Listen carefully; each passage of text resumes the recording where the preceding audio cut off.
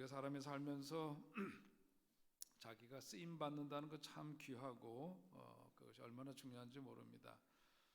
저도 오늘 말씀 준비하면서 어린 시절 잠깐 생각해 보니까 초등학교 때 선생님이 저를 부르셨어요. 호서가 수업 끝나고 오늘 좀 남아라. 그래서 왜 남으라 그러나 했더니 남아서 선생님이 하실 일을 대신 시키셨어요. 채점하라고 시켰습니다. 이렇게 진작에 들으실 일은 아닌 것 같습니다만 채점하라고 시키는데 그게 이렇게 마음으로는 막 프라우드하죠. 너무 기분 좋은 일이었어요. 또 선생님 그 다음에 또 뭘 시키냐면은 아이들한테 매일 우리 학교에서 이제 옥수수빵을 나눠주는데 시골 학교 다닐 때 빵 나눠주는 일을 저한테 저쪽으로 맡기셨어요. 그래서 빵 권세를 제가 갖고 초등학교 시절에 이제 빵 나눠주는 거 분단별로 제가 아주 공평하게 나눠주는 일을 했는데 선생님께서 제 이름을 부르시고 그런 역할을 맡겨주시니까 얼마나 참 그것이 어린 마음에도 기쁘고 자랑스럽고 좋았던지 모릅니다. 그러나 이제 항상 그렇게 좋은 일만 있는 게 아니죠. 살면서 이제 어른이 되어서 특별히 이제 목회를 하다 보니까 이런 일 저런 일도 겪게 되는데 어떤 갈등 관계 속에 있을 때 드는 마음은 뭐냐면은 이 갈등 관계 속에 있음으로 인해서 뭐냐면 내가 더 이상 쓸모없는 존재인가, 더 이상 목사로서 여기서 더 이상 필요가 없는 그런 존재인가, 그런 이제 물음이 들게 되면 그러면 참 삶이 초라해지고 어떻게 마음 둘 곳이 없어지는 그런 지경에 이르게 됩니다. 우리도 살아가면서 참 너는 요긴하고 쓸모 있고 꼭 필요한 사람이다 그런 이야기를 들었을 때는 천국이고, 넌 이제 더 이상 필요 없다 그런 이야기를 들으면 그게 바로 지옥일 거예요. 살면서 그런 걸 느끼며 삽니다. 살아가면서 우리들에게 던져지는 질문, 나는 어디에 필요한 존재인가, 나는 어디에 쓰임받기 위해 이 땅에 태어났는가 하는 질문, 참 중요한 질문이죠. 이것이 바로 우리의 삶의 소명이고 또 한편으로는 사명이기도 합니다. 우리가 살면서 자식을 위해서나 자신을 위해서나 교회를 위해서나 기도할 때 우리들이 꼭 기도해야 될 기도 내용이 있어요. 하나님께 기도하면서 하나님 저를 꼭 써주세요 기도해야 합니다. 하나님 우리 가정에 귀한 자식들 주셨는데 내 자녀들 하나님 꼭 써주세요 기도해야 해요. 세상에 허다한 교회들이 많이 있지만 하나님 우리 교회 마음껏 써주세요 하나님께 기도해야 될 우리의 기도 제목인 줄로 믿습니다. 하나님 우리 교회 써주셔야 해요. 여러분 교회가 세워져 있지만 쓸모 있다 여기실 만한 그런 일을 감내하지 못하는 교회, 참 그거는 아닐 거예요. 그죠? 우리 자신도 그렇고 우리 자녀들도 그렇고 내 사랑하는 이들이 하나님께 쓰임받는 존재 된다는 것은 얼마나 자랑스럽고 영광스러운 일입니까? 그래서 그 소명을 갖고 사는 게 중요한데, 스펄전 목사님은 제자가 소명이란 무엇입니까? 하는 질문에 대해서 그는 짧게 이렇게 답했습니다. 첫째는 자신에게 제일 귀하게 보이는 것이 소명이다 그랬어요. 두 번째는 자기에게 제일 쉬운 일을 하는 것이 소명이다. 다른 사람들을 어렵게 여겨도 그것이 소명인 경우에는 하나님께서 그것을 감당할 수 있는 능력을 주시고 재능을 주셔서 그 일을 쉽게 할 수 있다는 거예요. 그리고 세 번째는 가장 즐거운 일을 하는 것이 소명이다. 어렵지만 힘들지만 그 일을 할 때 마음속에 그 기쁨이 있다. 그러면 그게 바로 소명이다. 그런 말씀이죠. 저도 또 이렇게 그 소명이라는 게 뭐냐 짧게 한번 만들어 보면 그래서 생각하는 것은, 우리가 생각할 때에 내가 그 일을 정말 좋아하는가, 그게 소명에 가까울 거예요. 그 일을 잘하는가, 남들보다 좋아하느냐 잘하느냐, 그리고 더해서 그게 옳은 일이냐, 그걸 살펴봐야 되겠죠. 그 질문 앞에 섰을 때 예스 할 수 있다면은 그것은 소명이라고 여겨도 될 법합니다. 사람들이 각자 자기에게 맡겨진 일을 감사함으로 열심히 주어진 자리에서 그것이 정말 소명임을 알고 살아가는 사람이 많은 사회, 그게 건강한 사회일 거고, 그런 이들이 공동체를 이룬 기독교 공동체, 그게 뭐예요? 건강한 교회라고 말할 수 있을 겁니다. 근데 참 중요한 것이 뭐냐면, 그런데 그것이 무엇을 위해 쓰임받고 누구를 위해서 쓰임받는가가 참으로 중요합니다. 아무리 그것이 소명이라고 할지라도 그것이 무엇을 위해서 사용되어지고 무엇을 위해서 쓰임받을까 생각했을 때 하나님의 뜻에 어긋나는 일이다, 주님이 원하지 않는 일이다, 그러면은 그거는 맞지 않는 일일 거예요. 또 한편으로 생각하면 누구를 위해서 쓰임 받는 일인가 생각했을 때에도 그것이 서로 대통령이라고 할지라도 그게 뭐냐, 하나님께 귀하게 쓰임 받는 존재가 되지 못한다면 그거 낭패죠. 낭패예요. 오히려 우리가 살아가면서 출세를 하고 사회 어느 분야에서 최고가 된다 할지라도 누군가 사람을 위해서 일하는 게 아니라 하나님께 쓰임 받는 존재 되는 것은 얼마나 귀한 일인가.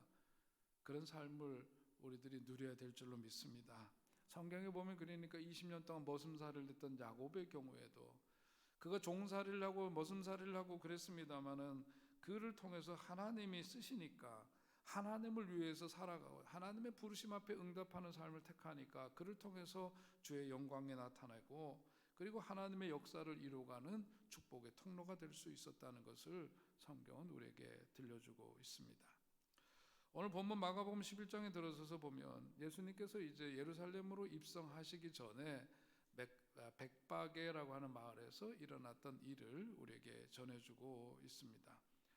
하나님께 정말 쓰임받는 그런 존재가 된다는 것, 어떤 존재가 되어야 하느냐 하는 말씀인데요. 오늘 본문에 보면은 예수님께서 그 입성을 하시면서 벳바게라고 하는 마을에 들어섰는데 그곳은 뭐냐면 감람산 기슭에 있고 그 건너편에는 뭐냐면 베단이라고 하는 곳이 있었다 그랬어요. 아까 이제 지도로 잠깐 보시는 것처럼 예루살렘 성이 있으면 그 옆에 이제 가까운 곳에 감람산이 있습니다. 그 감람산 기슭을 중심으로 해가지고 서로 마주보는 이웃 동네, 그게 한쪽은 벳바게, 한쪽은 베단이 이렇게 되어 있는 거죠. 그러면서 예수님께서 이제 말씀을 하시는데 오늘 2절과 3절에 있는 말씀을 보면 먼저 2절 말씀 볼까요? 이르시되 너희는 맞은편 마을로 가라. 그리로 들어가면 곧 아직 아무도 타보지 않은 나귀 새끼가 매는 것을 보리니 풀어 끌고 오라. 그렇게 말씀하셨어요. 나귀 새끼가 매어 있을 텐데 제자들에게 그걸 풀어서 끌고 오라. 그리고 이어지는 이제 3절 말씀을 보니까 그랬을 때 거기에서 이제 남의 낙인데 그걸 끌고 오려고 했을 때, 자 3절 뭐라고 돼 있어? 시작. 만일 누가 너희에게 왜 이렇게 하느냐 묻거든 주가 쓰시겠다 하라. 그리하면 즉시 이리로 보내리라 하시니. 오늘 이제 성경에서 이제 전개되어진 말씀을 보니까 이 말씀을 보면서 먼저 의문이 들지 않습니까? 아니 예수님은 지금 예루살렘 성에 들어가셔야 하고 그것이 이제 왕의 등극을 알리는 그런 일들이 벌어지게 되는데 이 벳바게 마을에서 예수님이 어느 집에 나귀 새끼가 매어 있는 것조차 어떻게 알고 계셨을까? 이런 의문이 들어요. 첫째는. 두 번째는 뭐냐면 예수님은 누군가를 위해서 나누시고 섬기시고 이러는 분이신데 아니 우리로 치자면 나귀 새끼 한 마리라는 것이 우리 문화 속에서 보자면 소 한 마리인데 아니 남의 소를 왜 끌고 오라고 그러느냐 그런 의문이 들죠. 그런데 더 기가 막힌 건 또 뭐냐면은 예수님께서 남의 나귀를 끌고 오라고 말씀하시는데 그 말을 들은 사람이 또 뭐냐면은 당연하다는 듯이 또 그 나귀를 가져가도록 이렇게 허락하는 그런 일련의 전개 과정들을 보면은 이게 이제 상식적으로 보자면 좀 납득이 안 가고 의구심이 드는 대목이 아닐 수가 없는 거죠. 궁금하면 어디 물어보냐? 구 선생한테 물어보지만 목사들은 주석을 찾아본단 말이에요. 왜 그렇게 했을까? 주석은 별거 아니에요. 뭐냐 예수님은 어떤 분이시냐 전능하신 분이기 때문에 그렇다는 거예요. 다 알고 계시고 그냥 다 예수님 계획하신 대로 척척척. 이거는 조금 좀 아닌 것 같고요. 오늘 저는 이런 상황들 속에 우리가 그 현장 속에 들어가 보는 게 중요한데 그 컨텍스트 상황 속에 들어가서 보자면 어떻게 해서 이런 일련의 일들이 가능했을까라고 하는 걸 생각해 보면 그는 저는 관계성에서 찾아야 된다고 생각을 해요. 성경을 보면은 이 베단이라고 하는 곳과 예수님과 관련된 부분들을 복음서에 있는 것들을 쭉 정보를 취합해 보면 알 수 있는 것이 예루살렘에 예수님께서 몇 차례 올라오신 일이 있는데 바로 옆에 있는 감람산 기슭에 있는 그 베단이로 그러니까 예루살렘에서는 한 번도 주무신 적이 없어요. 그리고 항상 어디서 주무시냐면 베단이로 와서 주무셨어요. 그리고 베단에 가면 누가 있느냐 우리가 잘 아는 대로 마리아가 있고 마르다가 있고 또 나사로가 있고 그렇습니다. 거기에서 주무시고 거기에서 사람들하고 식사도 하시고 말씀을 나누시는 그런 일들이 거기에서 있었죠. 그들과의 어떤 그 친밀한 관계 속에 살았다는 것을 알 수 있는 한 대목은 뭐냐면 나사로가 죽었다는 소식을 들었을 때 다른 곳에서 찾기 어려운 예수님께서 눈물을 흘리시면서 그것을 안타까워하셨다 하는 것을 성경은 전하고 있습니다. 그만큼 예수님께서 아끼고 그야말로 깊은 정이 들고 어떤 친밀함과 신뢰와 이런 인간적인 관계 속에서 어떤 튼튼한 끈이 연결되어져 있었던 그런 곳, 그게 바로 베단이었다라고 볼 수 있는 거죠. 또 한편으로 생각해 보면 베단이라고 하는 그 말이, 그 이름이 갖고 있는 뜻이 뭐냐면 슬픔의 집이라는 뜻이에요. 가난한 사람들의 집이라는 뜻이 또 그 속에 담겨져 있습니다.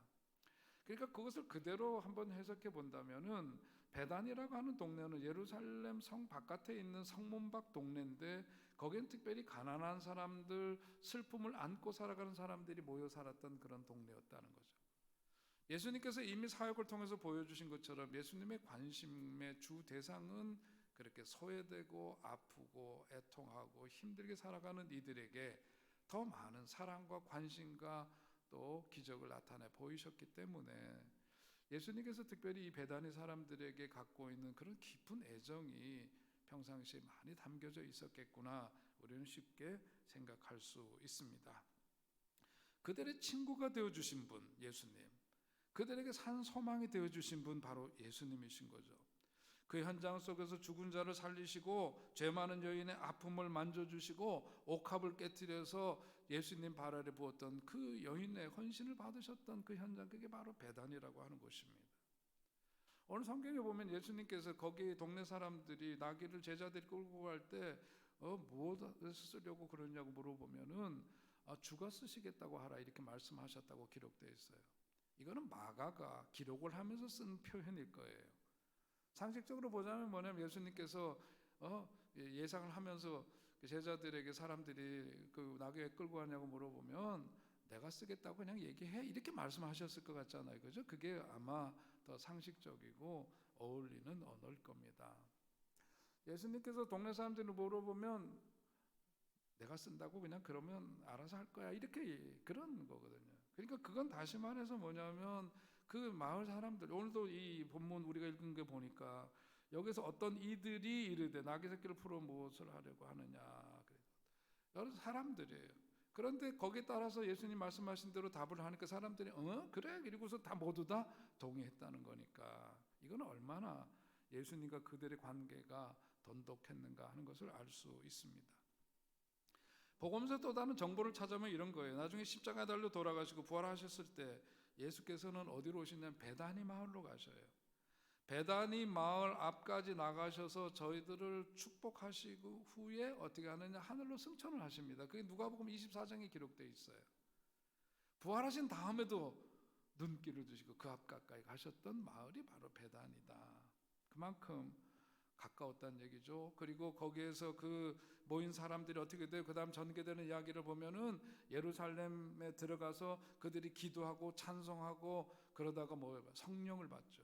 성령 충만을 체험하게 되고 그들을 통해서 세상이 변화된 이야기가 계속해서 이어져 가고 있음을 볼 수 있습니다. 이것은 한마디로 우리가 신앙원으로 얘기하면 그들은 뭐냐면 예수님에 대한 절대적인 신뢰 속에 기인한 주권성을 인정했다 이렇게 표현할 수가 있는 거죠. 예수님 거다 이거예요. 여기서 지금 마가가 주가 쓰시겠다 하라고 했을 때 주라고 하는 다른 곳에서 찾을 수 없는 표현인데 이 주라고 우리는 번역이 되어 있지만 그 원문은 뭐냐면 큐리오스라고 하는 헬라어로 큐리오스. 그것은 뭐냐면 주님이는 주인이라는 뜻이거든요. 그러니까 예수님께서 그렇게 내가 쓰시겠다고 그렇게 말씀했지만은 마가가 이렇게 굳이 적은 것은 뭐냐면 예수님은 절대 주권자가 되신 분이어서 우리들이 소유하는 그 모든 것도 다 주님께 속하 있는 것이다 라고 하는 점을 이걸 통해서 저는 보여주고 있다고 봐요. 주여 여기 있습니다. 쓰시고자 하시는 대로 마음대로 쓰세요. 그것이 그 사람들의 마음이었고 그들의 삶의 고백이었다고 볼 수 있는 겁니다. 저는 오늘 말씀을 보면서 예루살렘으로 입성하시기 전에 이 나귀 새끼를 쓰시는 예수님, 그 마을 베다니에서부터 그 나귀를 불러 쓰시는 예수님의 그 모습들을 보면서 그 마을 사람들의 관계를 보면서 오늘 나와 예수님과의 관계를 한 생각해 보게 되죠. 나는 주님께서 어떤 계획을 갖고 계시고 무슨 일을 행하시려고 할 때 나는 주저없이 주님 쓰시고자 하시는 대로 마음껏 저를 쓰세요 이렇게 하고 있나? 과연 그런가? 여러분 저만이 아니라 여러분도 아마 그런 질문을 스스로에게 던지셔야 될 거라고 봐요. 저만 하더라도 득실을 많이 따지는 사람이에요. 보면 이제 내일 모레 가가지고 김장하고 그러는데 우리 동네 우리 어르신들 그죠? 홀로 지내시는 어르신들한테 우리 또 교회 연장자분들한테 이 김치 좀 보내드려야 되는데 이게 푸드뱅크로 다 가서 안 되니까 계산하는 거죠. 이거 어떻게 하면 할 수 있을까? 김장 한 번 더 하는 수밖에 없겠구나. 그러니까 그 다음에 드는 생각이 배추 한 퍽이 얼마지? 새우젓은 얼마나 할까? 그래서 이제 전화해가지고 어느 장로님한테 물어보면서 계산 좀 한번 뽑아보세요. 이렇게 되는. 물론 그거는 일이 절차상 해야 될 일이기도 하지만은 항상 우리들이 보면 계산해요. 그죠? 계산합니다. 유리한가 불리한가 따지고요. 손해인가 득인가 따지죠. 손익계산서 항상 머릿속에서 왔다 갔다 합니다. 그게 우리네 삶이에요. 하나님은 우리를 쓰시기를 원하시고 우리가 동역하기를 원하시는데 우리는 그러잖아요. 성경에서 배운 말씀대로는 내 뜻대로 마옵시고 주 뜻대로 하옵소서. 이렇게 멋있게 기도도 하고 그러지만은 실제로 일이 닥치면 어떻게 해요? 내 뜻대로 하올 테니 주께서는 도우소서 이렇게 얘기를 합니다. 내 뜻대로 하올 테니 주님 뜻은 접으소서 이렇게 얘기하게 돼요. 그냥 내가 하고자 하는 일 주님 도와주시는 분으로 여기지 주님이 하시는 일에 내가 기꺼이 쓰임 받겠다 이거 쉽지 않은 일입니다. 쉽지 않은 일이에요. 우리가 가만 보면은 주님께서 우리 삶을 이렇게 쓰시고자 하시면은 풀리는 역사가 있습니다. 이거는 저의 삶 속에서도 많은 그런 간증과 경험들이 있지만 제가 신학교 갈 때 처음으로 그런 일을 아주 마음 깊이 제가 목사 된다는 꿈도 꾸지 못했던 사람이죠. 어떻게 신학교를 이제 하나님의 부르심이 있다고 여기서 가는데 제가 보기에는 말도 안 되는 거예요. 이게 말도 안 되는 거예요. 신학교 갈 준비가 안 돼 있어요. 제가 무슨 영어 공부를 열심히 했나요? 그렇다고 신학 공부가 기본적으로 돼 있나요? 그냥 예수님 믿고 신나서 살았던 20대에 어느 날 느닷없이 주님 부르시고 옆에 있는 사람들이 또 함께 덩달아서 너 신학교 가서 목사 된다고 그러니까 나선 길인데 이게 앞길이 참 꽉 막혀 있고 어떻게 되는지조차도 저는 사실 몰랐어요. 그런데 신기하게도 사람들의 손길을 통해서 길이 열리고 그런 게 척척 되더라고요. 그래서 성경에서 표현한 시온의 대로라는 게 이런가? 그냥 길이 열리고 모든 것이 잘 풀리면서 신학교에 들어갈 수가 있었고 그래서 요렇게 제가 이렇게 목사를 하고 있게 된 거예요. 가만 보면 그렇습니다. 내 뜻대로 마옵시고 주님께서 이끄시는 대로 순종하니까 어떤 역사가 있느냐? 풀리는 역사가 있더라. 믿으시기 바랍니다, 여러분. 여러분 신앙생활 속에서 그런 경험을 많이 하게 되시기를 주의 이름으로 축원드립니다. 사람이 살면서 욕심이라는 게 있어요. 근데 욕심은 두 종류가 있어요. 버려야 될 욕심이 있고 간직해야 될 욕심이 있고 그래요. 하나님을 위해서나 의를 위해서는 우리가 욕심을 가져야 해요. 그러나 세상에 대해서나 죄에 대해서는 욕심을 버려야 하죠. 그러나 우리는 그 반대로 살아가는 경우들이 얼마나 많습니까? 우리가 그러니까 욕심이라고 하는 것은 뭐냐면 쓰기 싫어하는 거거든요. 내 것 쓰기 싫어하는 게 욕심이거든요. 근데 주를 위해서 쓰는 것을 좋아하니까 어떻게 되냐? 복을 받더라. 그게 성경의 이야기예요. 주께서 쓰시고자 하실 때 거기에 대해서 내 것 쓰는 것 그게 복 받는 길이더라. 그것을 아까워하고 싫어하고 그러는 것보다 주님께서 쓰시고자 할 때 드리는 것 그것이 왜냐하면 주님의 절대적인 주권성을 인정하니까 내 것 아니라는 인식을 분명히 하고 사니까 주님이 쓰시겠다 그러면 오케이 주님 거니까 주님 쓰세요. 그렇게 드릴 수 있는데 그런데 거기에 거꾸로 돌아오는 것은 하나님이 우리들이 기대하고 생각했던 것과는 그야말로 넘치는 그것과는 다른 넘치는 은혜와 복을 더해 주시더라. 땅에도 차고도 넘치는 그런 축복이 임하게 된다는 것을 여러분 꼭 믿으시기 바랍니다. 오늘 그러니까 뭐냐 하면은 우리들의 삶이 하나님의 그 거룩한 목적을 위해서 쓰임받는 존재가 돼요. 쓰임받는 존재가 돼요. 그것을 위해서 훈련이 필요하고 실제로 주를 위해서 쓰는 것을 훈련하고 그렇게 살아가면은 하나님께서 책임져 주시더라. 그래서 로마서에 있는 말씀이 뭐라 그럽니까? 먹든지 마시든지 무엇을 하든지 다 하나님의 무엇을 위해서예요? 무엇을 위해서? 하나님의 영광을 위하여 하라. 오늘 우리들 삶에 길잡이가 되고 이런 삶을 추구하고 택하는 우리들이 되어야 할 줄로 믿습니다. 주께 쓰임받는 존재가 된다는 거 귀한 일이에요. 그런데 그러려면 또 뭐냐? 오늘 말씀을 보면은 벳바게와 베다니에 보면은 오늘 주님께서는 예루살렘으로 입성하시는데 어린 나귀 새끼예요. 그것도 사람들이 한 번도 타보지 못한 나귀 새끼를 끌고 오라 그랬어요. 여러분, 베단이라든지 벳바게라고 하는 마을에 그 흔한 나귀가 얼마나 많았겠어요. 거기는 튼튼한 나귀들도 많았을 거고 사람을 등에 태우고 다니는데 아주 능숙하고 익숙한 나귀들도 많았을 겁니다. 그렇게 훈련된 나귀가 아니라 주님께서는 왜 그 어린 나귀를 택하시고 또 아무도 타보지 않은 그 나귀를 풀어서 끌고 오라고 말씀하셨을까? 마태복음은 여기에 대해서 굉장히 교리적으로 얘기를 해요. 그래서 뭐냐면 이것은 스가랴 예언자가 이미 예언한 그 말씀이 이루어지고 성취되는 것이다, 그렇게 얘기를 했습니다마는 오늘 누가복음과 마가복음에 보면 아무도 타보지 않은 그 나귀 새끼를 가서 풀어 끌고 오라고 예수님은 말씀하셨다고 그렇게 전해주고 있습니다. 이유가 다른 것이 저는 아니라고 봐요. 예수님께서 지금 거룩한 성 예루살렘으로 입성을 하시는데 나귀를 타고 가시는데 그 나귀를 타고 가시고 주님이 쓰시고자 하시는 쓰임받는 존재는 어떠해야 되느냐? 사람들의 때가 타지 않아야 된다 이거예요. 사람들의 때가 타지 않아야 되고 세상의 때가 묻지 않은 그런 순수성을 보여주는 저는 상징이라고 봅니다. 그러니까 우리가 주님께 쓰임받는 존재가 되려면 무엇보다도 어떻게 되느냐? 깨끗함을 힘입어야 된다. 순수함을 지니고 있어야 되고 깨끗함을 힘입었을 때 주님께서는 그런 이들을 통해서 역사하신다, 그것을 말씀해 주고 있습니다. 시편 4편 3절에 있는 말씀을 함께 읽겠습니다. 시작. 여호와께서 자기를 위하여 경건한 자를 택하신 줄 너희가 알지어다. 아멘. 디모데후서 2장 20절로 21절 시작. 큰 집에는 금그릇과 은그릇뿐 아니라 나무 그릇과 질그릇도 있어 귀하게 쓰는 것도 있고 천하게 쓰는 것도 있나니 그러므로 누구든지 이런 것에서 자기를 깨끗하게 하면 귀히 쓰이는 그릇이 되어 거룩하고 주인의 쓰심에 합당하며 모든 선한 일에 준비함이 되리라. 아멘.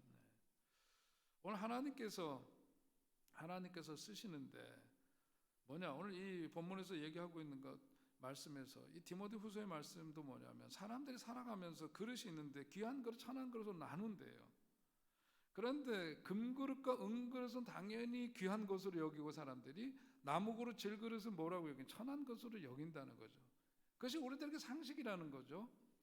왜냐하면 사람들이 갖고 있는 기준은 뭐예요? 그 귀천에 대한 판단 기준은 오직 돈이기 때문입니다.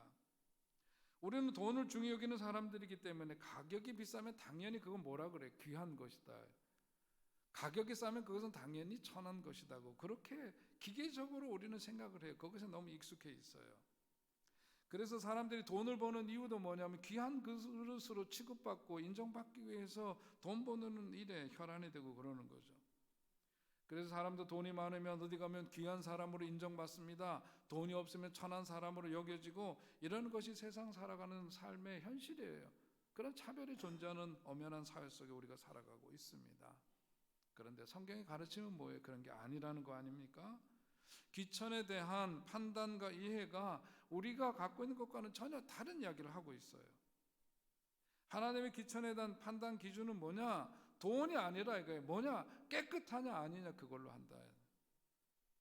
그런데 거기서 끝나는 게 아니죠. 그 깨끗함의 목적은 뭐냐? 뭐를 위해서래요? 깨끗한 것은 목적이 뭐다? 깨끗함의 목적은 쓰기 위해서 그렇다는 거죠. 쓰기 위해서 그렇다.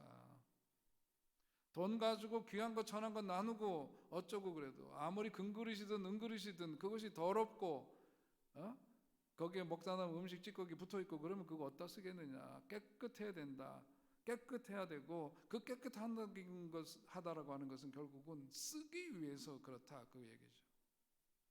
금그릇이 귀한 그릇 아니고 깨끗하여 하나님이 쓰실 수 있는 그릇, 그것이 귀한 그릇이다. 그 점을 성경은 분명히 말씀하고 있습니다. 그래서 성경에 나오는 인물들을 보더라도 다니엘을 비롯해서 젊은이 사드락과 메삭과 아벳노고와 같은 그 친구들은 남의 나라의 땅에 가서 살면서 그러나 음식까지 조심하면서 생명을 걸고 자기 자신들을 깨끗하게 살아가기를 추구했던 그 삶, 하나님께서 남의 나라 땅이지만 그들을 높이셔서 총리 되게 하시고 각 도를 다스리는 도지사가 되게 하시고 그러지 않았습니까? 요셉을 볼 때도 그렇습니다. 남의 땅에 사는 신세가 되었고 종살이를 하는 신세가 되었지만은 각종 그런 여러 유혹들이 있음에도 불구하고 생명을 걸고 깨끗함을 지키기를 추구했더니 하나님께서 그를 참으로 크게 높이셨다. 성경의 간증입니다. 시인 윤동주도 그렇습니다. 죽는 날까지 하늘을 우러러 한 점 부끄러움이 없기를 노래했는데 오늘 저와 여러분도 주님께 쓰임받는 종이 되기 위해서 그야말로 부끄러움이 없는 인생, 깨끗함을 힘입고 살아가는 우리들이 되어야 할 줄로 믿습니다. 그런데 오늘 우리가 이 말씀에 대해서 당연히 아멘으로 받지만 한편으로 마음구석이 뭐냐면 아이고 그래도 나는 더러운 데가 있는데 내 심령을 보고 내 삶을 보면 때가 덕지덕지 끼어있는데 어찌할꼬 아멘하기 어려운 상황들이 왜 없겠습니까? 아니요, 우리 모두 아마 그런 마음이 있을 수 있어요. 그런데 성경은 우리들에게 뭐라고 말씀하세요? 로마서 3장 20절에서 뭐라고 말하느냐? 의롭다 하심을 얻을 육체는 있다 없다? 없다. 의롭다 하심을 얻을 육체는 없다. 무슨 얘기입니까? 아무리 잘난 척하고 깨끗한 척해도 우리 인간들 중에 어떤 누구도 우리 몸에 때가 없을 수 없듯이 그렇게 주님 보시기에 죄 없는 인생 없다는 거예요. 죄 없는 인생 없다는 거예요. 깨끗하게 되는 길을 열어주시죠. 오직 예수 그리스도의 그 보혈의 공로를 힘입어서 깨끗함을 힘입고 그 일에 쓰임 받는 거지. 내 자신이 지금 깨끗한 상태가 되어서 쓰임 받고 이거 자기 착각이고 자기 의에 빠져 있는 거다. 그래서 이사야서에서 우리에게 주시는 복음입니다. 말씀 함께 읽어요. 시작. 오라 우리가 서로 변론하자. 너희 죄가 주홍 같을지라도 눈과 같이 희어질 것이요 진홍같이 붉을지라도 양털같이 되리라. 아멘. 네. 여러분 그러니까 내가 갖고 있는 나에 대한 그 판단 가지고 그렇게 하지 마세요. 내 삶에 알고도 지은 죄도 있고 모르고 지은 죄도 얼마나 많아요. 다 주님 앞에 그런 죄들을 내어놓고 성령함을 받고 깨끗한 심령 되기를 소망하면서 주님 부르실 때 아멘으로 순종하고 나가면 우리 주님께서 우리를 들어서 주의 놀라운 역사를 이루어 가실 줄로 믿습니다. 쓰임받는 도구 되시기를 주의 이름으로 축원드립니다. 끝으로 오늘 말씀에서 보면 주님께서는 희생적인 마음으로 순종하고 충성하는 자를 주께서 쓰신다는 것을 보여줍니다. 오늘 본문에 보니까 뭐냐면 그 메어있는 나귀를 가서 어떻게 제자들에게 명하는 것은 두 사람의 제자들에게 가서 풀어서 메어있는 것을 어떻게 풀어서 끌고 오너라 그랬습니다. 그런데 오늘 이 본문을 다시금 이제 찾아보니까 메어있다라고 하는 것이 문법적으로 보니까 분사 완료형이에요. 그것에 주목하게 되는 것은 뭐냐면 나귀가 메어 있는데 그냥 나귀가 메어 있었다라가 아니라 이게 뭐냐면 문법적인 것을 풀어서 이것을 다시 보면 마치 나귀가 자기를 풀어가도록 기다리면서 메어 있었던 것 그런 상황을 말하는 거죠. 풀려지기를 원하는 상황을 말하는 거예요. 오늘 우리가 주님께 쓰임받는 존재 되려면 어떻게 됩니까? 풀려지는 역사가 있어야 해요.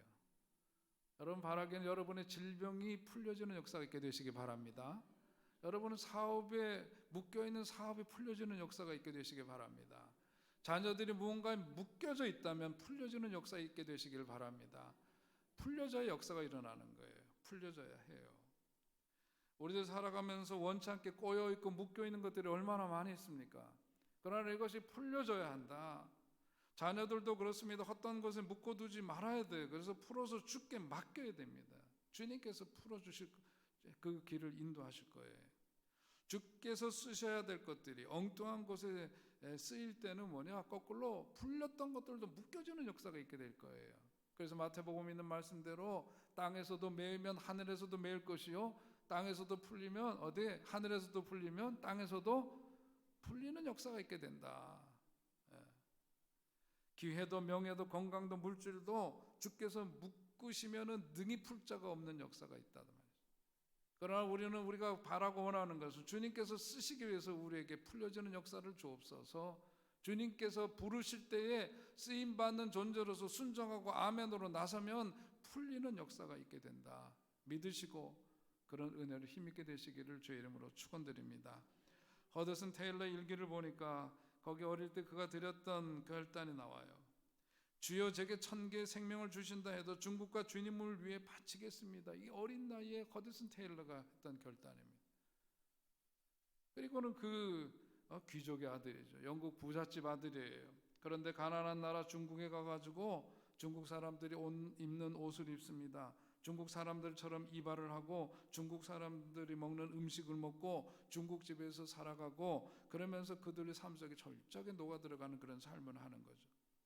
한편으로 보자면은 이전에 살던 삶에 비하면 너무나 처참하게 살아가는 삶이었지만 불평하지 아니하고 그가 계속해서 드렸던 기도는 주여 1개의 목숨으로 부족합니다. 1000개의 목숨을 주세요. 그 1000개의 목숨도 주님을 위해서 바치겠습니다. 그렇게 기도를 하며 살았대요. 그러니까 하나님께서 어찌 그를 높이 쓰시고 크게 쓰시지 않을 수가 있겠느냐 말이죠. 오늘 우리가 살아가면서 그렇습니다. 주어진 삶의 자리에서 이게 습관이 참 무서운데, 항상 투덜대는 사람, 어디에 가서 무슨 일에도 투덜대는 투덜이들이 있어요. 그러나 거기에는 어떤 좋은 열매가 맺어질 수가 없습니다. 어저께 밤에 늦도록 이런저런 일 주중에도 바쁘고 그러다 보니까 오늘 오후 예배 설교까지 설교 2편을 완성하려니까 아이고 피곤하고 힘들고 그러면서 아이고 내가 어쩌다 목사가 돼가지고 내가 이런 고생을 하고 있나 이렇게 얘기하면 이 말씀의 은혜가 올 리가 없잖아요, 그죠? 올 리가 없어요. 그래서 다시 정신을 바짝 차리고 아이고 내가 이렇게 말씀을 전할 수 있는 그런 은혜를 주시고 기회를 주시고 아직도 여전히 쓸모있다 여기셔서 강단에 세우시니 얼마나 감사한가, 그런 마음에서 들어오니까 정신이 번쩍 들더라고요. 그래서 완성된 설교를 듣시는 거예요. 여러분들. 여러분 오늘 우리가 그렇습니다. 오늘 저는 말씀을 보면서 우리가 이런 마음 가져야 해요. 야, 하나님이 저 나귀 새끼 한 마리도 저렇게 쓰시겠다고 저렇게 계획하시고 저렇게 살피시고 저렇게 일하시는데 하물며 나 같은 사람을 당신을 닮은 형상대로 지으셨다는 우리를 정말 주님께서 쓰시고자 하실 때 내가 어떻게 해야 될 건가 다시 생각해야 되지 않겠습니까? 여러분 우리가 항상 뭔가 큰 거 드려야 된다고 생각하지 마세요. 뭔가 어마어마한 일을 해야 된다는 강박 속에서 지내지 마세요. 우리 주님은 우리의 정성을 보시는 거예요. 중심을 보시는 주님이시잖아요. 작은 것이지만 정성을 다하고 마음을 다하면 주님께서는 기쁘게 우리의 삶을 받으시고 그것을 통해서 놀라운 일들을 이루어 가실 줄 믿으시기 바랍니다. 다음 주가 추수감사주일이에요. 한 해 동안 감사를 헤아리면서 또 예물도 준비하고 그러는데 이런 부분에 있어서도 그렇습니다. 얼마나 많이 드리느냐, 크게 드릴 수 있다면 그것도 귀한 일이지만 내 삶에 있어서 무엇이 최선인가를 생각하시고 받은 은혜를 생각하면서 우리의 힘을 다하고 마음을 다하고 정성을 다해서 드리는 바로 그 중심을 보시고 주님께서는 그의 예물을 받으신 것만이 아니에요. 예물을 받으시는 게 만이 아니라 나귀 새끼 한 마리를 드린 사람은 오늘 본문에 나오는 그 사람은 나귀 새끼 한 마리 드린 걸까요? 나귀 새끼 한 마리를 드린 게 아니에요. 그는 나귀를 주님께서 쓰시겠다고 하시면서 드리면서 누구를 드린 거예요? 자기를 드린 거거든. 우리 예물을 드리는 것도 마찬가지예요. 나를 드리는 겁니다. 나를 드리는 거예요. 오늘 우리가 살아왔던 삶을 돌이켜 보면은 교회 생활이라고 하는 것도 그렇습니다. 형편껏 이렇게 저렇게 또 하고 그러는 거지만은 돌이켜 보면은 우리 성도분들 옛날 나이 드신 분들 옛날 얘기하면서 이런 얘기 종종 하시더라고. 야, 그때 말이야 내가 정말 교회 미쳤었지. 그래가지고 그냥 이렇게 했는데 이렇게 고생하고 저렇게 고생하고 이렇게 하고 이랬는데 생각해보면 그때 정말 행복했어 그러잖아요. 무지무지 고생했는데 결론은 뭐래요? 와, 무지 행복했어. 여러분 그게 은혜 받은 사람들의 고백이고요. 그렇게 되는 거예요. 오늘 주님께서 저와 여러분을 택하셔서 부르셔서 이 자리에 있게 하셨습니다. 쓸모있다 여기셔서 우리를 부르신 거예요. 주님께서 쓰시고자 하실 때 주님 마음껏 쓰세요. 내 자신을 온전히 드릴 수 있는 저 여러분이 될 수 있기를 바랍니다. 내 자녀도 쓰세요. 우리 교회 쓰세요. 마음껏 쓰세요. 그렇게 쓰임받고 주께 영광 돌리는 우리 모두가 될 수 있기를 주의 이름으로 축원드립니다. 하나님 아버지 은혜를 감사합니다.